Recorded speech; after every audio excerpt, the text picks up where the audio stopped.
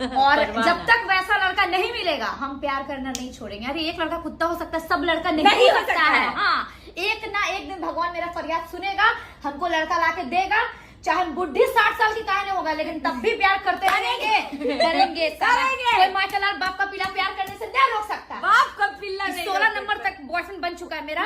17-18 जितना होगा 100 तक कंप्लीट करेंगे, लेकिन प्यार करेंगे। ये क्या है, माई का लाल और बाप का पीला? वो मैंने अपना इन्वेंट किया है, क्योंकि माँ का लाल सब बोलते तो हम बाप का पीला भी ऐड करते हैं। माँ का लाल क्यों माँ का होगा? लाल क्यों, मतलब माँ का ही लाल क्यों होगा? बाप का क्यों नहीं होगा? बाप का पीला भी है। हर कोई माँ को क्यों टारगेट करेगा?